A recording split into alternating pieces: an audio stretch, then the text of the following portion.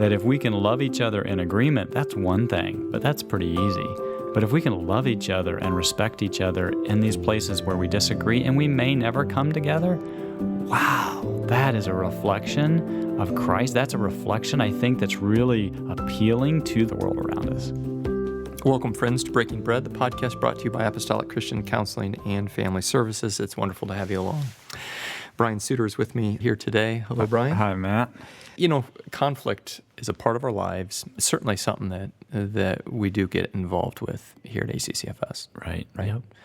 Where you have people together. There's got to be a function for this type of thing. Number of people together for X amount of time in limited Y boundaries. Yeah. Output, conflict.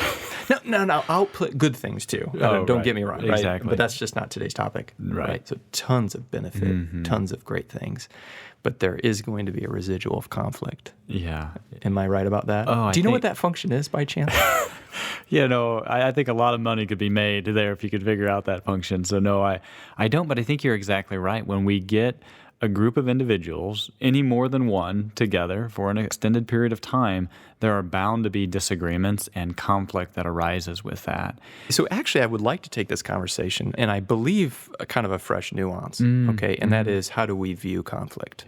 A really high level here. How do we deal with conflict? I don't necessarily want to go there. Right. All right. Which is really kind of the large answer, but I do think there's a lot of value in how do we view conflict. Does that make sense, the altitude we're flying at? Yeah, no, it makes sense to me. And I think it's a really important perspective to step back and to understand what is our view of conflict and maybe what would be a helpful view of conflict, because without that, no matter how solid our whys or our hows are of how to walk through it, we're going to generally get off track. And so step back and look at the what is it and how do I want to view it, I think would be really helpful. My hope and prayer would be that with a good view of conflict, it will really set us out on the right foot to carry out all that we understand needs to be done to deal with it. Exactly. Yep. So as we think about conflict, I'm thinking our listeners are probably, they're thinking about in marriage. Sure. Fits here. They're thinking about family circles. Yeah. Fits there. Yep. And they're thinking about community circles. Fits there. School circles, right? Professional circles and church circles, right? Right. Yes.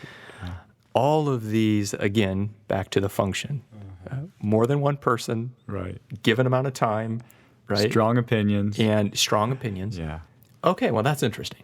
Okay, opinions. Yeah. Opinions have to do with conflict, don't they? If you stay in topics that are, safe or, where there's limited opinions and limited range or limited emotion behind the opinions, you're going to probably skirt around. Or complete agreement on opinions. For sure. Okay. Yeah. Yeah, and I think that's an important thing to note, too, that in a day and age where there's lots of opportunities to connect and lots of different ideas out there, we're also geared really easily, whether it's in our local communities or in our church community or in our family or social media, that we tend to get lumped together with those that have pretty similar opinions, and therefore we have lost that skill of even knowing how to interact with somebody with a different opinion because we don't know how to view conflict in a helpful way. I think you're absolutely right. Just the algorithms that social media uses, they are geared to connecting you with stories that you're going to want to read,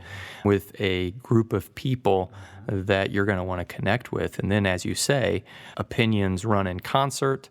And then when we hit all of a sudden a differing opinion, we've kind of lost that space in our life. Right, and we've already been primed to view a differing opinion in a really negative way. That's what that isolation has bred, is anybody outside of this must be out of their mind, or they must be way off in the weeds, and instead of being able to view conflict in a helpful way, we view the other person or the other opinion as like totally absurd. Well, let me just say it this way. Who among us has given us a thumbs up for a differing opinion? Yeah, that's pretty rare. That would be kind of the test, right? Exactly. We save those thumbs ups for agreements. And I think this might be a really tall order, but at one level, I would want to start to view conflict as an opportunity. that I think that conflict gives the opportunity for growth. It gives the opportunity for expansion. And in many ways, it gives the opportunity for connection. And we don't see the opportunity, and therefore we just run or we fight. Yeah. So maybe part of the first thing about viewing conflict is a self-view. A self-view of one that really comes out of humility. Exactly. To simply say, my opinion is going to be different than that of another opinion, Right. because of the limited way my opinion has been constructed. Yeah. And therefore, by default, of course, there's going to be holes in my perspective, and that there's going to be things that I could learn and that I would actually benefit from interacting with somebody that has a differing opinion. Not that I have to take their opinion on as mine now or vice versa, but really there's probably some nuance here, and that we could help sharpen and strengthen each other's perspectives if we were able to sit across from each other and have an open, honest dialogue. So what you're saying is the answer isn't just wholesale acceptance of everything. Or even agreement. Or agreement, right? Right. But even just being able to view it as, maybe I don't know everything, and maybe this other person has something they could offer me, or their perspective has something that even if I don't agree, it might help inform me and help me view them in more of a biblically consistent way. Yeah. Okay, so I want to address a specific concept that I think is confusing, but it's in all of our vernacular, and that's our conscience. Oh, sure. Right? Because I think conscience has a lot to do with the conflict that we experience. Does that make sense? And when we say, what does your conscience tell you? There is a voice inside us. What do we make of this deep-seated, very real, very charged area of our life? Well, I think just at a starting point, I think it would be important to acknowledge that this would be like a secular term, but also a very biblical term, that a conscience is this idea of right and wrong, and that we have these internal messages or voices that kind of communicate, oh, I should do this, or this is the right way to view this, and kind of that's always speaking into us, and we want to acknowledge that existence, and then to be able to say, wait a second, I recognize that that can't always be accurate, and what am I going to use to refine that? And am I even open to that voice, that systematic way of deciding this is right or this is wrong, to being refined by something? Okay, you've said a lot in that sentence, right? But let's first start with your acknowledgement that it is a biblical term. Yeah.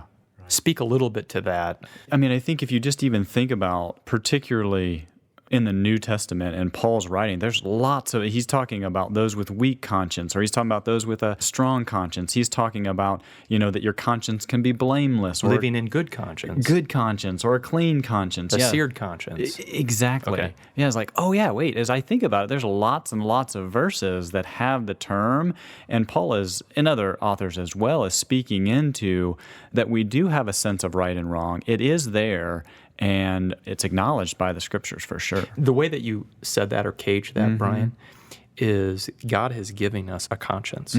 He's given everybody a conscience. Yeah. Right? And that conscience is a really beautiful gift. And as you've described it there, it is an indicator on right and wrong.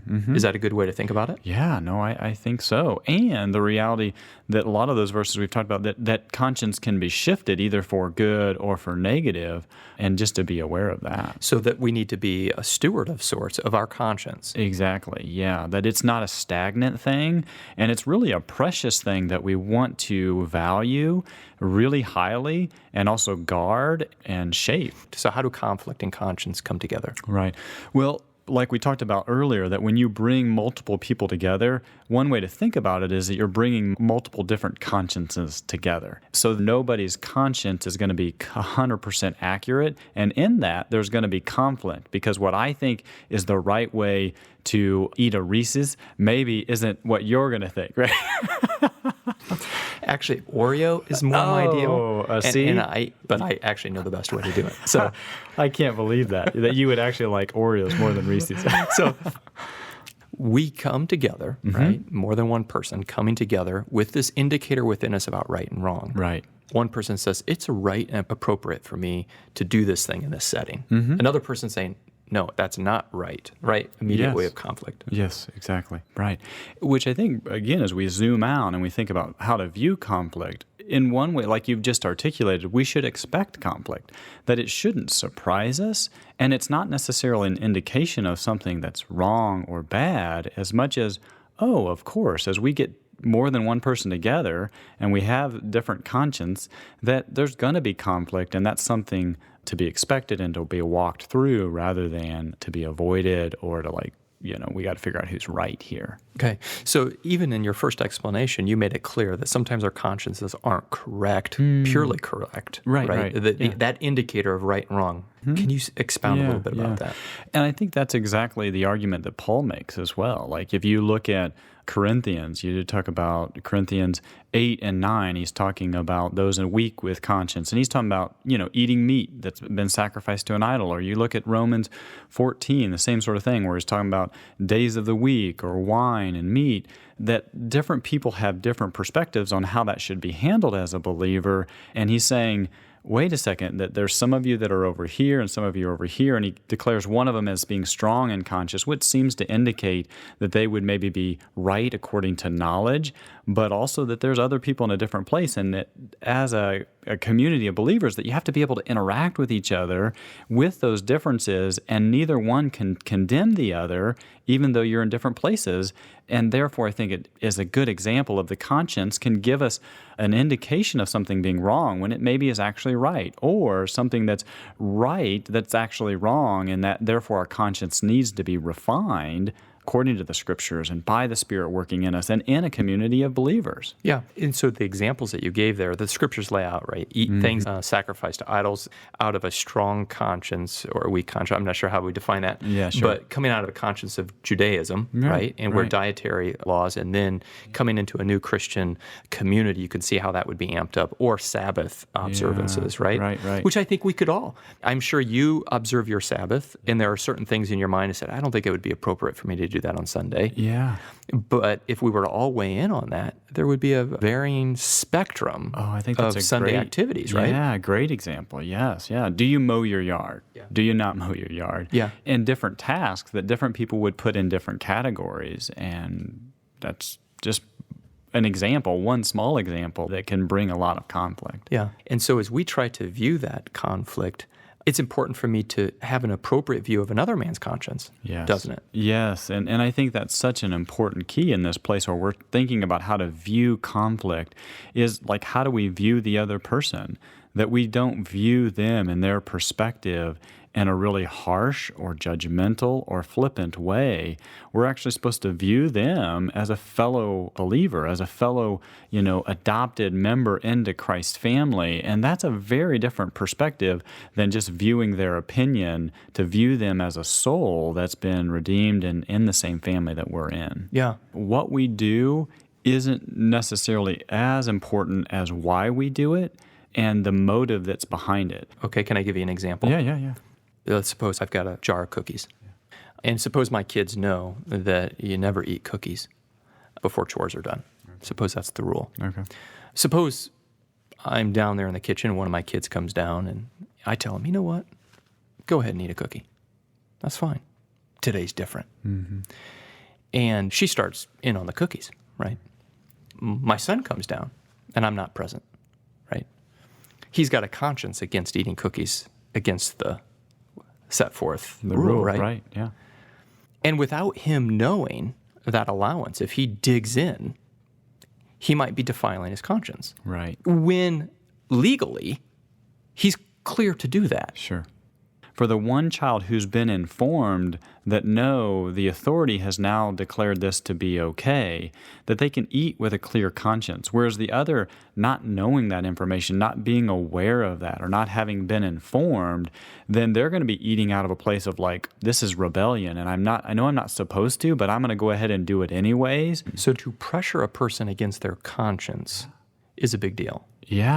Yeah, to pressure somebody into saying, you must do this, or you must feel this way about something when that's not where they're at, is out of bounds. Now, that is not to say, for sure, we should come alongside each other and try to teach each other and inform each other's conscience according to the Scriptures, and for those things to be filled out. I mean, you think of even Peter in Acts, where his conscience has to be formed. The Lord says, no, now you can eat these animals. That's now open to you. And he really wrestled with that, and through teaching and coming alongside and the Lord bringing him along, then he was free to eat. His conscience was clean, but at first it's like, no. And until his conscience became informed and shifted, that would have been inappropriate.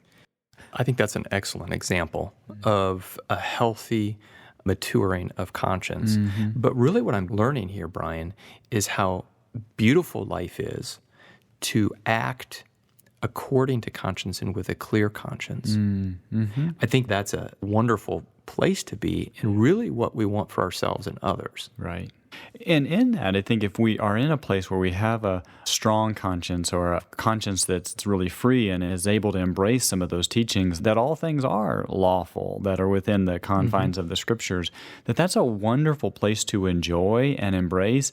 And yet it is not licensed to look at somebody else and look down on them, but to be grateful for, the perspective and the maturing that maybe we've been granted, but recognizing there's places in our conscience that aren't matured either, and that we need people to help mature those in us, and that we can come alongside of each other. And really, it's like, what does it look like as a community of believers, a community of people, to interact with each other in respectful, God-honoring ways, even though our conscience are going to be in different places of maturity on different levels all the time. So going back to my example of the cookie jar, if my daughter tells my son, oh, no, eat it. You can eat it. Yeah. You can eat it. No, you can eat it. I know you can eat it, right? Mm-hmm. I might get him to behave against his conscience, and he'll be feeling guilty for eating and probably be wrong for having done so. Mm-hmm. Mm-hmm. But if over time she explains the situation and the new dispensation of the day, right? Getting to know the master and the authority and the message that's been, given. And then he can eat with freedom. Right. Otherwise, he comes to the conclusion that I don't have to listen to the master, and maybe my understanding of what the master's saying is inaccurate, and therefore I shouldn't ever trust it.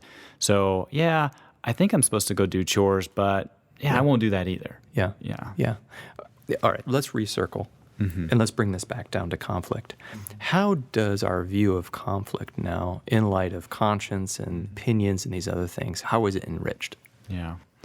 Well, I guess my hope would be that it's enriched in the sense that, again, that we see conflict as an opportunity to learn and to grow and to be able to be united with other people who are different, that we don't have to move towards uniformity, but rather respecting and viewing each other in God-honoring ways. I think that would be just a beautiful outcome. And let me just sanction that. It seems like that's kind of Paul's intent too, doesn't it? It seems like it. He comes back to the love. Right. Which is really fascinating. It seems like when he addresses conscience, his encouragement to everybody is to honor another man's conscience rather than set it right. Yeah, right. Which is kind of a fascinating...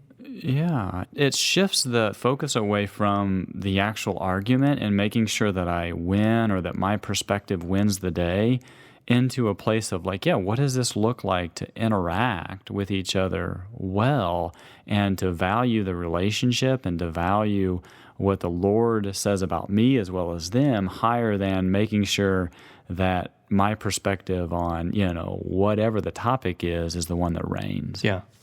So maybe one of the $1,000 questions for Jesus someday is, why didn't you tune all of our consciences exactly the same? I don't know. I don't know either. I mean, I think that the one response that comes to mind, there certainly isn't a full response, is I think partly it's meant to help us see that we need each other, and that it's meant to continually point us back to we are not fully sanctified. We need the continual work of the Spirit in us. We need to continually be refined, and one of the means by which God does that typically is through relationships and through conflict. Even though we don't enjoy it, and many times we don't embrace it, it really is necessary for us to grow into the kind of people we want to be and that we're called to be. Yeah, I think that explodes our minds to help us to really reframe conflict. Here's what I'm thinking.